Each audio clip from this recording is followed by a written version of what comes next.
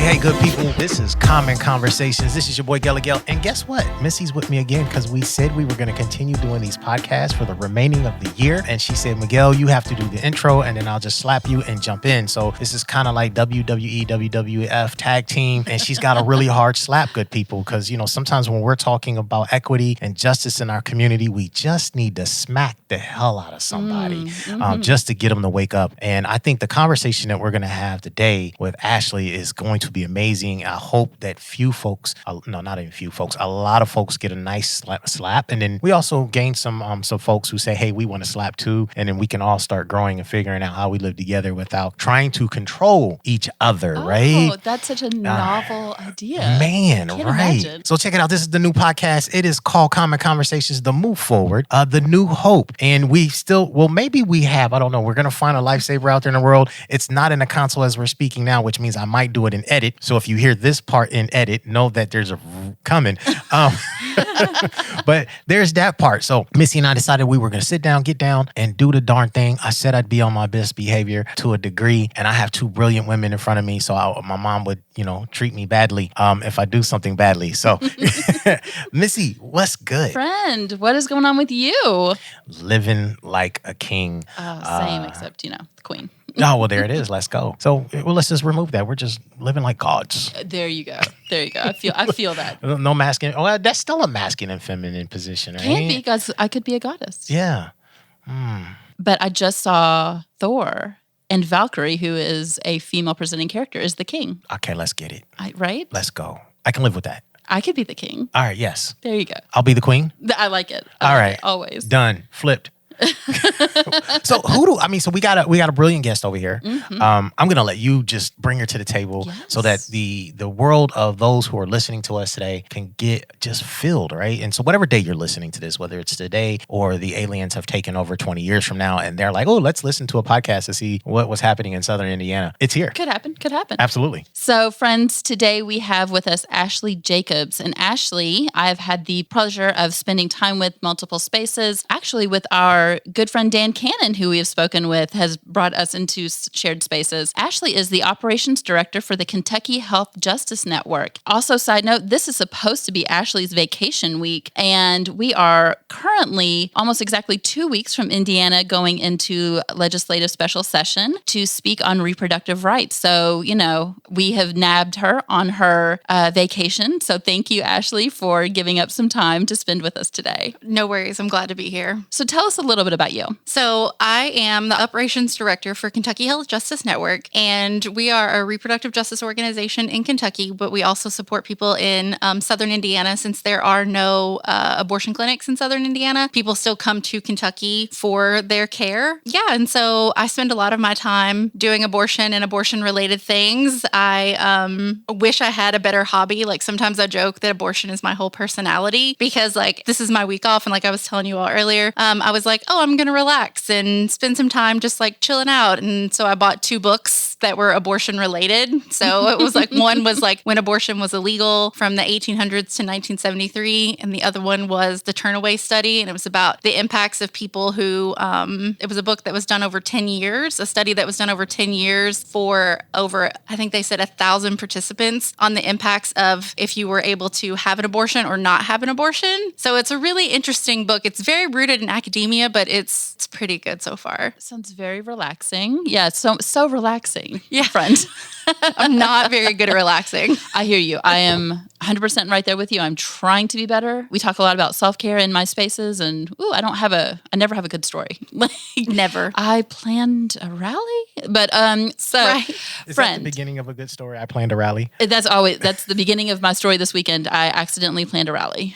I love that for you. Yeah. So Ashley, tell us, in this space, this podcast is all about telling the stories that are not getting told and juxtaposing that with what stories are we telling ourselves? I fully believe that we have to tell ourselves that good things happen to good people and bad things happen to bad people. And that's what helps us sleep at night. And that at the end, we live happily ever after. But there's a lot of gray in this world. So let's talk about that gray. Let's talk about the stories that we are telling ourselves to sleep at night about those who are seeking abortion services.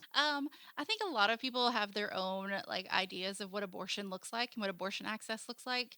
And I don't think they realize like how difficult it is to obtain. That's like one of the biggest things that I don't think people understand. Like in Kentucky, there are 2 clinics for the whole state, and they're both located in Louisville, about 2 miles from each other, which they also serve a large population of Southern Indiana as well, because the closest abortion clinics in Indiana are Bloomington and Indianapolis. And so I don't think people really realize like how hard it is to obtain an abortion. Like it's not like, oh, I'm just going to wake up and get my abortion today. You know, there are 24-hour informed consent laws, and depending on where you go, whether you go to the Planned Parenthood or the independent clinic, EMW, the way they've interpreted like the ultrasound laws are different. So you may have to take 2 visits if you go to Planned Parenthood, or 1 visit to EMW. So I don't think people really understand like how difficult it is to obtain an abortion. And so they think that you can just like wake up one day and decide to have an abortion, and that's just like what you're going to do for the day. And like there are a lot of barriers that people face. Like abortions are not cheap in Kentucky. They're cheaper in Indiana, which is interesting, but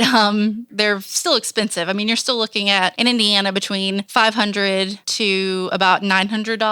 And in Kentucky, you're looking at about $750 to $2,000, depending on how far along you are. So it's not a cheap procedure. So when we're talking about people who are seeking abortion services, kind of can we speak to what stories? So I know, for instance, I hear these women just using abortion as birth control. And like you said, it's not easy to get. So that's not what typically people are doing, especially in later term abortions, that these people, like they've just decided, like we said, they just don't want to be pregnant anymore. They've done this for 38 weeks and they're done. Yeah. So to obtain like a 2nd or 3rd trimester abortion is probably one of the hardest things that you can do, because there are only 5 clinics in the entire country that actually do abortions after 24 weeks. And they're located in Colorado, New Mexico, DC, Maryland. And I think there's 2 in Maryland. So even to like obtain a 2nd or like a late 2nd or a 3rd trimester abortion is nearly impossible to get to. In that fact, it's also very expensive. It can range anywhere between $7,000 to $15,000. Oh my goodness. Yeah. And then you have to go through like a, depending on how far along you are, if you're over 27 weeks for most clinics, you have to actually go through a screening process with the doctor for the doctor to even determine whether or not it's something they want to do. So even if you got to like 28 weeks pregnant and you were like, oh, I don't want to do this anymore, like under that highly unlikely circumstance, like you would still have to go through like a screening process with the doctor, where the doctor would have to say yes or no whether or not they're going to actually perform that abortion. So you don't even really get that far along and just be like, oh, my bad. Right. And so the stories that we're being told is that's the norm. That's what's happening all over the place. Right, exactly. And, you know, like partial birth abortions and like that whole thing. Yeah, exactly. That's not a thing that happens in real life. So what is the norm? So majority of people actually have an abortion before they're 12 weeks pregnant, between 6 and 12 weeks. They're about 95 to 97% of abortions are performed within that time frame. And majority of abortions are actually done through medication abortion. And then I want to say less than 1% is actually in your like late 2nd to 3rd trimester abortions, because they are so difficult to obtain. You have to have a fetal diagnosis for it to be like approved. Yes. Well, let's speak to that. So we're talking then about women who are probably have a name, a nursery, a dream for this child, and something's happened. So you're saying for that 1%, less than 1%, that they have to have a fetal diagnosis. Speak to that. Like, what do you know about how the impact on these women? You actually give birth when you have an abortion that late. They schedule an induction because a lot of people want to have funerals for their babies that are that far along, or they want to hold them one time. So, but a lot of people who are that far along, they do actually give birth to their child, so they're able to have a proper funeral, to hold it one time, because you don't get that late in pregnancy and then just decide like, this wasn't what I wanted to do after all. So let's dive into that deeper. So now that we are in Kentucky in a post-Roe world, and in Indiana, depending on the date of release of this, possibly to be transparent, again, we're 2 weeks away at this point from the legislature deciding what's going to happen in Indiana. But in a post-Roe world, what happens to those women now who are carrying children into past their 2nd trimester into their 3rd? What do we do? That's a very hard question to answer, because they'll just have to travel out of state and pay a lot of money for these procedures, because a lot of times you can't have them done in hospitals. Like even now, like pre-row, like a lot of them couldn't be done in hospitals. They had to be done in abortion clinics, depending on what state you lived in. Now, if you lived in like New York or California or somewhere very progressive, like it's different. They care a lot more. But like True story. Yeah. And in Kentucky and Indiana, you would definitely have to travel to one of the few clinics in the country that do provide those services. And it's going to cost a lot. It's not cheap. It could cost anywhere between $7,000 and $15,000, depending on how far along you are. And like I said, you're not near your home. So you have to have hotel stay, you have to have travel. And it's a 5-day procedure. It's not an in and out thing. It's not like a 1 or 2 day thing. It's involved. So it's for, a guy who will never experience having to go through an abortion. When I hear this, I'm hearing you saying this is clinical, right? This is something that you don't get to walk into a room and they cut you up and you go home. Like it's like any other surgery that you're going to have. And so there's a lot of care to would-be mom or the woman who's going through this journey. And I'm hearing now, like in the state of Kentucky and Indiana, okay, so post-Roe, you have to go as far as maybe Illinois. Is that to go through this, which means now you've got an extended situation outside of your medical? Yes. So do we expect to see our daughters and our wives and our sisters and our mothers are we expecting a higher mortality rate because of what the federal government has just done? Absolutely. Indiana and Kentucky already have very high maternal mortality rates as it is. And I don't foresee that going down by removing abortion access for people, because you're going to see a lot of like hospitals and stuff, instead of consulting doctors on what the laws look like, they're going to be consulting lawyers. We've already heard some stories out of Texas. People have had ectopic pregnancies, and they were unsure on how they could actually like handle the procedure. And ectopic pregnancy is very dangerous to the pregnant person. And so doctors had to consult with the lawyers to say, like, at what point can we intervene and actually do this procedure on this person to like remove this very dangerous pregnancy from their fallopian tubes, because some states, and I don't remember which ones right off the top of my head right now, have played with or toyed with the idea of replanting ectopic pregnancies, like removing them from the fallopian tubes and then putting, like, that would work. Like, science doesn't work that way. That's not how it is. And so I'm just, man, that's crazy, because my wife and I went through an ectopic. Well, she went through it. I just had the experience of witnessing and in that sense. So I just want to make sure I heard you right. They played with the idea. So for people who don't, I guess maybe let's clarify something, because there are a lot of folks out here who don't know what an ectopic pregnancy is. And I didn't understand it either until it happened. And so for me, what I learned real quick was the baby is formed in the fallopian tube. It should be in the uterus. It gets stuck. It starts to develop the fallopian tube, then can burst, and the woman can bleed out or bleed internally and die, right? And so at this point, it's really about saving, the woman who's in distress, and not about saving an egg or a baby that is forming improperly, right? Mm-hmm. Yeah, at that point, apparently, except for this Frankenstein medicine that I've never heard of before, that, again, these are people, often they want that. If you could have done that and moved the cells from the fallopian tube to the uterus, why weren't you doing that before? Right. Yeah. For those of us who've gone through it, who really wanted that pregnancy, and they were like, oh, too bad, it's got to go. Like, yeah. Now they're saying, because there is no chance for that child, the cells, to be viable where it is, but now they're like, we'll move it. Yeah, that's crazy. I mean, because I know we, like, and my wife may, punch me in the throat for sharing this, and so I'm going to apologize her on the mic, but I remember when she got sick, right? Because we took her to the doctors, and he was like, oh, just take an aspirin and go home. And so I was like, man, that's kind of crazy. She could be pregnant, right? They didn't do any kind of sonogram or anything remote, right? So we took her home. She took a Tylenol, took a shower, and we found her on the floor, right? And it's like, oh shit, what is this? Yeah, we totally would have been happy if you could say, oh, cool, we'll just, there's something that will help you, squeeze it like actually, what is it? Tube. Yeah, bring the baby to term and do these things. But you're saying somebody's out here in the world saying, hey, we can figure this out. We can Frankenstein it. Yeah, like reimplant it into the uterus. That's ridiculous. That's just bad science. It's just horrible science. Yes, absolutely. Wow. And so these are people that we trust, right? These are the folks that we're saying should be writing our policy. These are the folks that we should be going and saying, hey, they have our, as a people, best interest at heart. This is where for me, I'm like, men, y'all need to stand up because that's crazy. We should be definitely fighting for our daughters, mothers, sisters, wives, girlfriends, whatever, our women, because that's to have somebody standing in a room playing games with, I like my genitals and I don't want anybody saying, we can recreate these for you, or rarely anything happens to the penis anyway because it just carries sperm. And it's protected. It's a very protected organ. Yeah, and I think it's ridiculous that we have more protection than women do. Men have more protection than women do. Mm-hmm. So I'm curious, and I don't know if there's an answer for this because as you're talking, and I think the federal government, I think half the time is flawed anyway. Oh, but only half the time? Just half the times. The other half I'm asleep. Oh, yeah, I hear you. That's valid. I hear you. So, but I wonder often, what can we do locally, right? What can individuals do locally to stop craziness like that?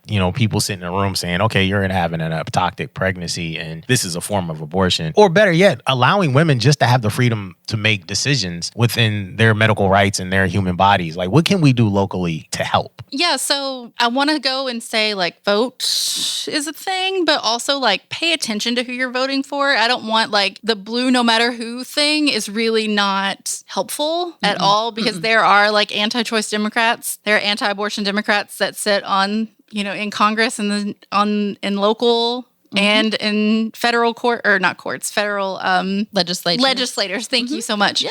So it's really pay attention to who you're voting for and really understand their policies and what their ideas are on reproductive health and reproductive rights and abortion access, because and a lot of times they don't put it on their website because they can be seen as a divisive issue instead of a healthcare issue. And so, really know who you're getting involved with. And also it never hurts to get involved with your local abortion funds or your local Planned Parenthood. If policy is your thing, definitely try to volunteer with your local Planned Parenthood to do phone banking or the local ACLU. I guess for Southern Indiana folks would be ACLU of Kentucky because it's ACLU of Indiana is pretty far away. But there's probably remote stuff that ACLU of Indiana would be able to do. If policy is your thing, those are definitely two organizations I would encourage people to get involved in. If you wanted to do direct support for abortion access, the Hoosier Abortion Fund has a really great program. They're actually under an umbrella for All Options Pregnancy Resource Center located out of Bloomington. And I know that sounds weird because you hear Pregnancy Resource Center. I know, I'm oh, Lord. And you're just no. But they're actually a legit... a real pregnancy resource center? They have diaper drives and they have a talk line, which is really interesting, where you can call, and I love their talk line. So you can call if you're unsure, say you find out you're pregnant and you're unsure what you want to do. You can call the All Options talk line and they'll talk to you about abortion, adoption, parenting, whatever that you need to talk about to make your final choice that you really want. And that is really great. And that is ran out of the Hoosier Abortion Fund. And you can volunteer to work, or you can volunteer for that program. Oh, for that, you could work the hotline? Yeah, you can work their hotline. Fabulous. Yeah, I've always said that I'm going to take the training and do it, but then I just get too involved in everything else and I haven't gotten there yet. Right. But I'm going to do it one day. It's going to happen. What was that fund again? It's the Hoosier Abortion Fund or the All Options Pregnancy Resource Center. They're kind of the same, one and the same. So one thing that I want to go back to is, you mentioned, Miguel, what could you do? Travel to Illinois. But in that, I know for our child or for us, that's what we would do. But I'm thinking as we're looking at everything through an equity lens, how many people that leaves out. How many families can't afford to travel really anywhere. So even as it stands now, the limited access to clinics in rural Indiana and in rural Kentucky, how difficult that is. But if we talk about those of us who could afford to send our loved ones to travel, what happens for those? So what we know is for the privileged, for those who have resources, abortions will still occur and safe abortions will still occur. What happens for those who don't have those resources, who even getting from Charlestown Road to Grantline Road in New Albany is a struggle? What do we do then? Well, that's a good question. And it's really hard to answer because the barriers that everyone faces when you get into that is very difficult. You know, we as people, that's what I'm supposed to say. My lawyers would be really mad. Our lawyer, if I was like, we as an organization, we as people are doing our best to get the information out about self-managed abortion and what that looks like and how that can be to hopefully avoid any sort of like dangerous abortion things that could happen, like because self-managed abortion is very safe with pills and you can access them through the internet. The only problem is with that, you know, self-managed abortion with pills is not like the answer to everything because you do have to have the knowledge to know that it exists, internet access to be able to have it, and a safe mailing address to receive it, and a safe place to actually do the abortion, which isn't always, you know, you don't always get the perfect situation in that. So we as individuals, we try to get the information out about self-managed abortion as much as possible, but sometimes we live in like little echo chambers in our social media, so we're just kind of like spouting it to people who already know, which is kind of difficult. But that is one of my goals, is to get the information out about self-managed abortion as much as possible, to avoid any sort of dangerous situations that could play out. So in a post-Roe world, we exist in a space where women have limited or access to limited quality health care as it relates to maternity. Is that a good statement to make? Yeah, I would say so.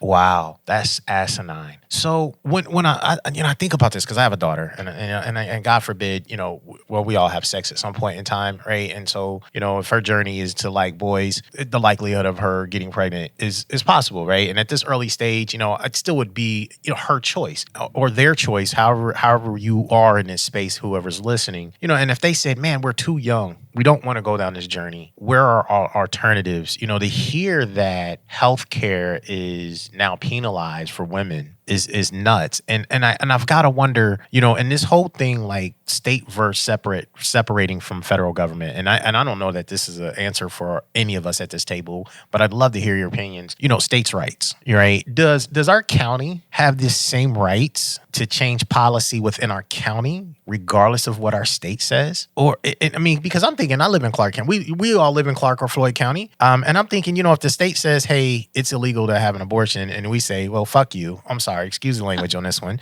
You know what? I live in Clark County, and we're going to enact something that supports our women and gives them the freedoms that all men get. Can we do that? So, Ashley, can you speak to what Jefferson County has been discussing recently? I know some of the mayoral candidates have basically said that's not the job of the police, is to investigate women seeking healthcare. So we are not going to invest our local resources, basically safeguarding all of the women in Jefferson County. I have fear related to that because if it's on the books and it's a kind of not official, if it's an unofficial statement that we're not going to investigate, but is that true for everyone? Is it going to be true for people of color? Because as a reminder, and as we know that not only women have uteruses and not only women are affected in this, but so if you have a person of color who we know that the system is already kind of stacked against that unofficial policy, what if they feel like it? What if they feel like investigating? So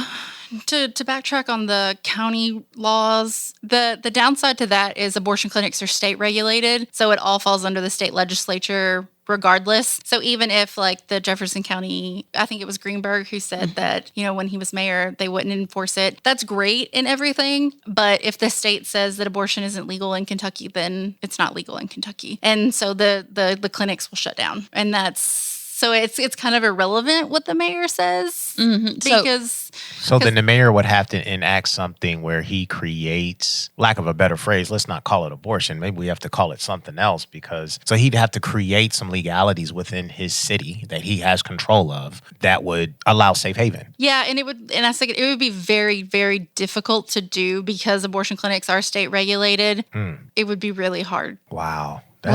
What we know is in Jefferson County on that Friday when the decision came down, they shut down immediately. Like patients were in the office in the middle of consultation and they had to go. So immediately it became illegal. Yes. And so at that point... In Kentucky because of the trigger law. Yeah. Yeah. So now we're in Indiana. We're sitting here in Floyd County right now, and so we're facing that same scenario. The difference between Kentucky and Indiana is Kentucky kind of started this process knowing that with an assumption that Roe would be flipped, and Indiana kind of waited, and now they're trying to do special sessions. It's interesting how much our elected officials have taken over government with little no insight of the people. That you can call a special session to take over women's rights is bananas. But so here we are, right? And so when Indiana says, oh, it's going to be illegal too, and so we're going to have to shut down abortion clinics. So we're shutting down healthcare. I think that's really, for me, and I know this is a hard stretch because Tia and I my wife's name is Tia, by the way, if you're listening, we get any, she's always like, Gelly, it's semantics, right? And then I'm like, so abortion and healthcare,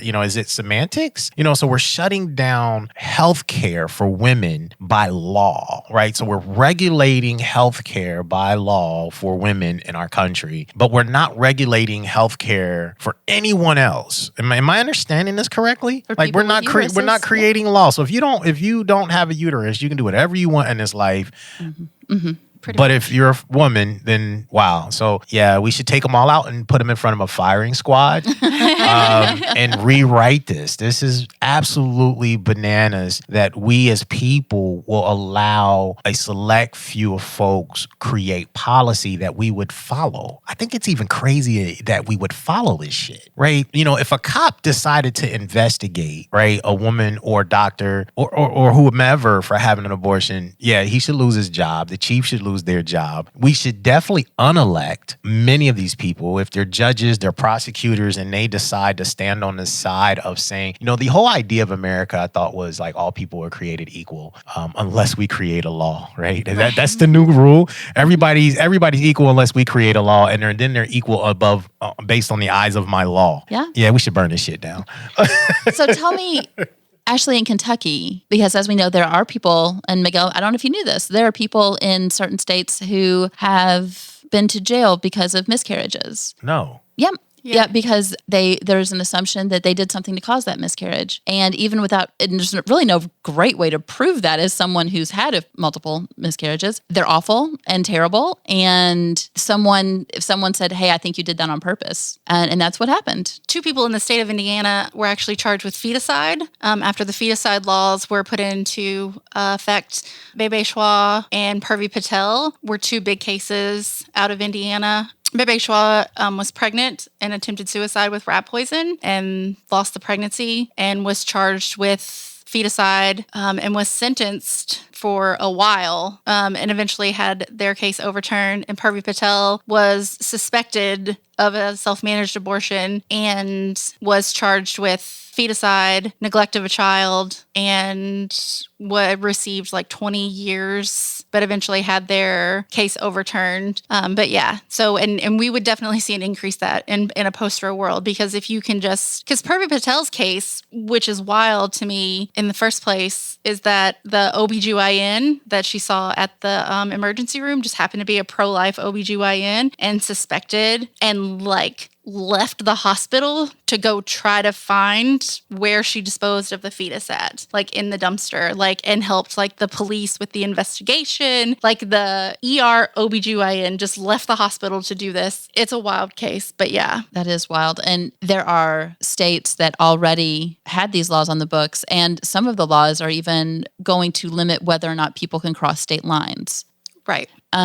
So for example, if you know you are pregnant and you travel. So Ashley, can you speak to that, what that looks like? So it's going to be really difficult to enforce, but they're going to try it. I would hope that would be a case that would make it all the way up to the Supreme Court and says, you can't enforce that because you can't stop people from traveling out of state for healthcare. But with this court, who knows? Maybe they could say, nope, you get to stay at home. Right. And again, once you could prove, once medically it's on your chart that you are pregnant, whether or not you can travel is up in the air. Yeah. Wow. So there's regulations on travel. There's regulations on healthcare. So there's a complete control of women. Mm-hmm. Is really what we're facing in this country. Tia watches this crazy show. It's not crazy. It's pretty good. what is it? Oh my God, I can't think of the woman. She was an advertising agency. She was part of Mad Men, and then she's in this new. You know what I'm talking about? Mhm. What's that show called? Handmaid's Tale. Handmaid's Tale, right? So is that where we're headed? Like, I've watched a couple episodes. I don't know a whole lot about it because it disturbs me. So there's a whole narrative that white women mostly are putting forth that we are now living in that time, that we are living in the Handmaid's Tale. But the original author, actually, all of those practices were practices that had been enacted on Black women previously. The forced carrying, the birth. So there's a little bit of like a cringe about saying that. It's like, because this has already happened to Black women. And now white women are like, oh, it's now it's us. So that narrative, but yeah, that's what people are afraid of. So how do we, and I know we're at this, and I'm just more curious. Again, I'm going to apologize for y'all for the bad language.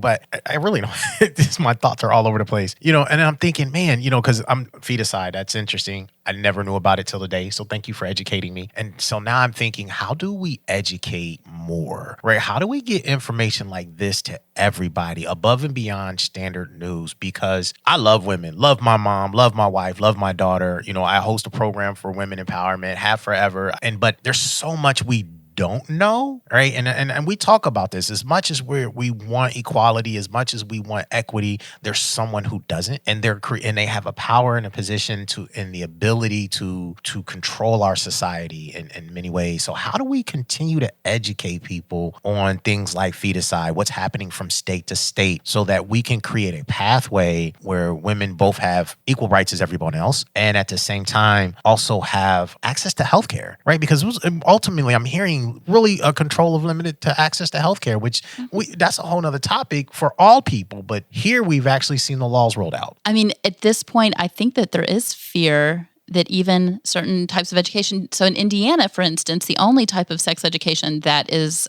allowable is abstinence-only education, which means you can share none of this. Because all of this is, what happens if you have sex. And so according to the Indiana legislature, the only legal form in education, in public education, is abstinence-only education. So that leads to more pregnancies, more unintended pregnancies, more teen pregnancies. And depending on your demographic, you're going to have a lot of people with uteruses in Indiana who cannot access their health care. And they don't even really know how they got there in the first place because there was no education to explain it. Wow.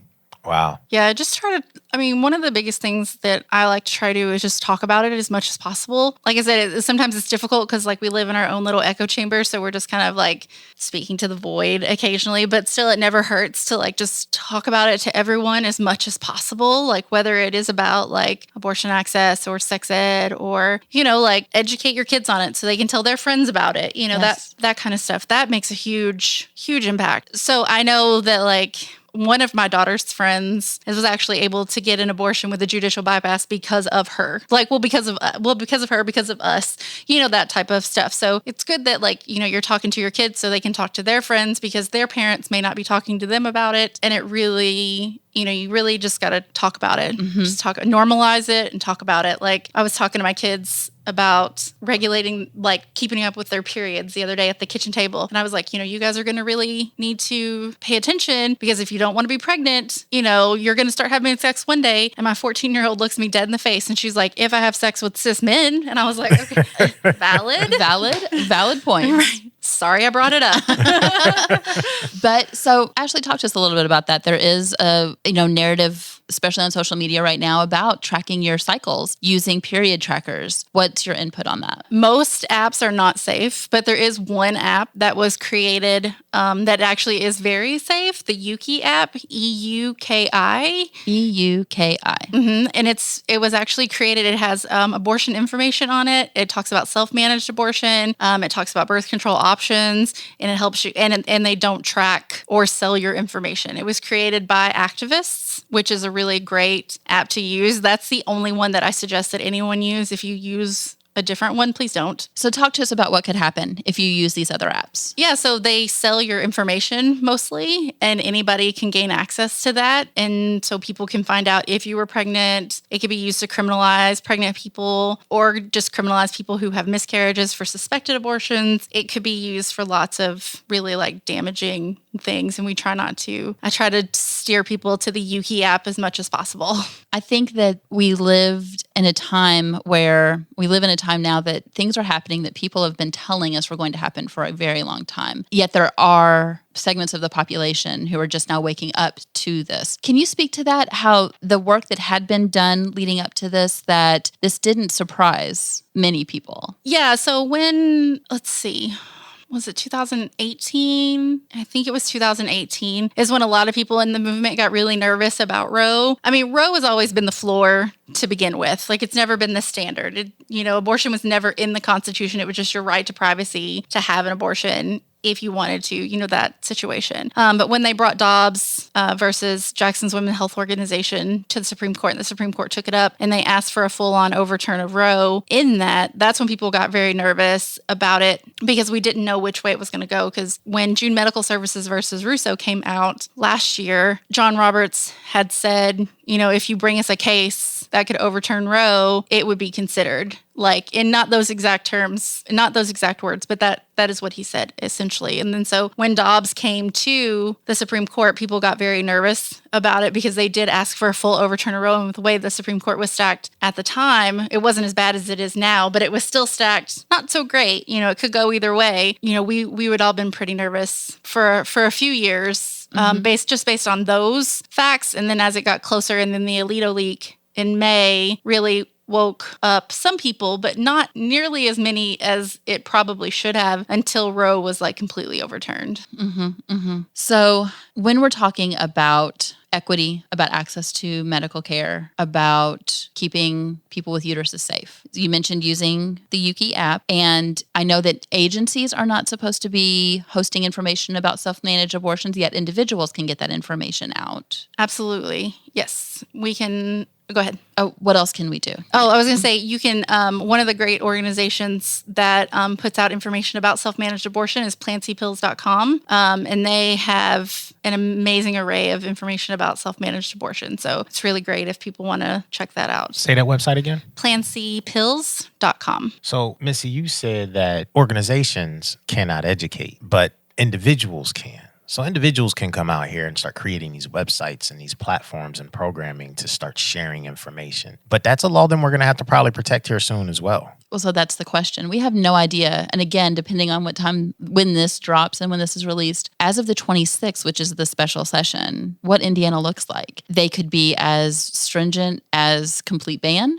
It could be a 6-week ban. It could be a 15-week ban. There are people who are concerned things like Plan B will be on the line down the road, and that's just access to contraception at that point. But depending on the narrative and the story and the stories that we spin and the stories that are spun, Plan B could be taken off the table, which again is just contraception. And there are some types of IUDs now that people are worried that will come off and no longer be available as contraception because of the mechanism by which they work. Right. So there's a lot up in the air about Indiana, but really just nationwide, what's going to happen to our access to even contraception. Yeah, I'll be interested to see if they add, when they do have their legislative session, Indiana, if they do add aiding and abetting laws to it like Texas has, because Kentucky doesn't have that yet and Indiana doesn't either, but that has a big effect on abortion funds and how they function, because it could be seen as aiding and abetting an abortion. Right now, it's already difficult. So on June 24th, that Friday, when Roe was overturned, and we were able to send people to Indiana for care out of Kentucky, which was really interesting, because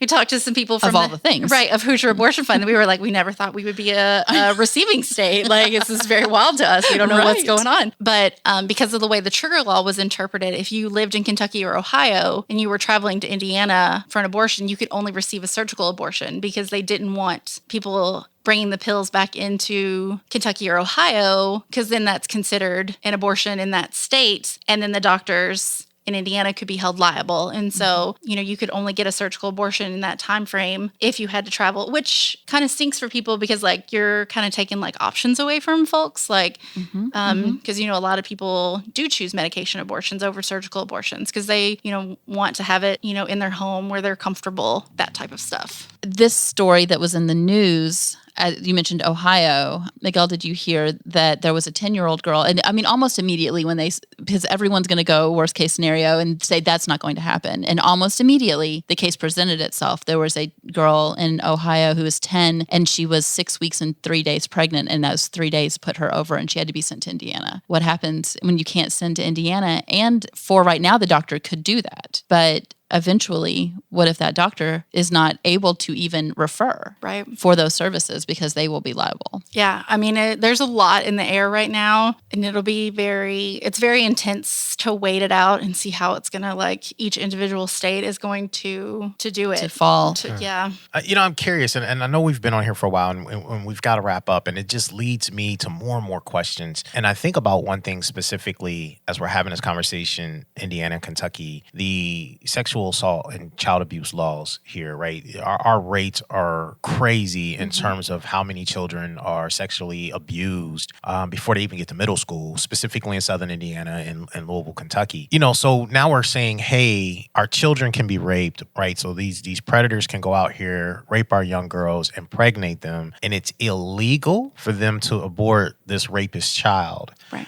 Wow. So now I'm wondering, are we increasing the accountability laws to predators, to sexual predators? Are we going to take a deeper dive into making sure that women in this country are protected, or is this a post-Roe world with the intent of removing protection from women? And so this is exactly the plan, the goal, so that I'm gonna call the people who are helping pass these laws predators. So there is a school of thought, and I'm not going to say if I believe it or not, that a lot of the people who are passing these laws and even bringing them up are very concerned with the reduction of white babies that are coming into the world, and keeping supremacy is king, and they know exactly what they're doing, if that is the point. That's interesting. Wow. Okay. It's a lot. That's a lot. It is a lot. Sorry for 30 minutes being like, Ashley, tell us everything. Oh, I could talk about it for hours longer. Well, maybe we should do like a part 2 and a part 3. Well, I think after July 26th, we should do a part 2 because this conversation will change a lot. I mean, I feel like we might be in a time travel situation where people are listening like, we already know what's happened. But we can't go quietly. Healthcare cannot be limited to us in this way. I will say that there are healthcare clinics, Southern Indiana, if you are not aware, reproductive healthcare clinics that can provide you contraception, still as far as we know, and at low or no cost to you. So please, for example, I know for the Hope Care Clinic that is at 1302 Wall Street in Jeffersonville, they are able to provide low to no cost birth control, STD testing, and treatment. And they are there for you for all of your reproductive health care needs, and I would strongly suggest you call them. And at this moment in Indiana, you do not have to have adult consent for treatment and for care if you are a minor. So again, that's 1302 Wall Street in the Hope Care Clinic. Cool. So ladies, I appreciate this. I just, y'all can, I'm going to ask each one of y'all to share a piece of wisdom as we wrap up. I just want to say this, to the fellas out there in the world, we definitely should be advocating for women, women's rights, uterus rights. Is that a good phrase? In a post-Roe world is more than we believe it to be. And there's so many, this is a layer cake. And we have to realize that human rights are being unraveled within one law to the next. And we have to make sure that we're protecting our children and seeing things bigger than what they really are. Y'all have informed me, and I appreciate it. I think it is crazy that we are allowing laws to say that it is illegal to educate, because that's what it is. We are creating laws that says that people cannot and will not have access to healthcare, and that has to stop. And so we as a people have to do better and remove folks who would cause us harm. But if y'all could leave anything out here for our listeners to take away from, maybe to start doing something different, please do. And then, wow, thank you. I would say that I think that there is again, we have to tell ourselves that good things happen to good people and bad things happen to bad people. But what is about to happen will happen to all Hoosiers. And it has already happened in Kentucky, that your privilege that has carried you thus far is no longer going to be able to carry you. If you are able to move from state to state, that's fabulous, but that may no longer be an option. That you have to get loud about the things that matter, and this matters. I'm hearing from a lot of white cis men that, there'll be exceptions for these terrible situations, for child abuse. No, there's not. There are no exceptions. This is going to gobble us all up. And the only ones that will be able to get away are those who have means to do so. And we cannot ignore the large part of the population that this will affect and have no options. Yeah. So what I want to encourage people to do the most part is to talk about abortion access as much as possible to people who will actually listen to you. I know that sometimes it sounds like that's all I talk about if you know me. And it really is, because we're never going to normalize abortion as healthcare and normalize abortion as a medical procedure that everyone should have agency to and rights to without talking about it and not seeing it as a divisive issue, but as a healthcare issue. So I just encourage people to really talk about it and just kind of be loud and proud about abortion access. I know it's kind of a scary time right now with aiding and abetting laws and what is considered, this, that, and the other. But yeah, just talk about it. Just talk about it and say the word abortion. That's a big thing. A lot of people want to whisper it. And I mean, even people in the movement that are new to it and stuff, they still will be abortion. And it's just it's okay to say it. It's fine. It's healthcare. Right. Well, Ashley, if we want to find more and know more about you and the things that you're doing, how do we find you? So you can find me on Twitter if you'd like to. That's fine. I'm pretty loud over there. My username is Oh Goodness. It's OOHGOODNESS. Or you can just learn about Kentucky Health Justice Network, which is where I work, at khjn.org. Thank you so much, Ashley. Thank you for joining us. Thank you for having me. On your vacation. It's fine. Happy vacation. Yay. I hope you're now going to go do something fun. I understand you said your fun time was abortion and study, but go get an ice cream cone or something. Good people, this is Common Conversations. This is Miguel and Missy, and we're going to see you on the next podcast. You can listen to this anywhere that you listen to your podcast. So Apple, Google, Spotify, Amazon.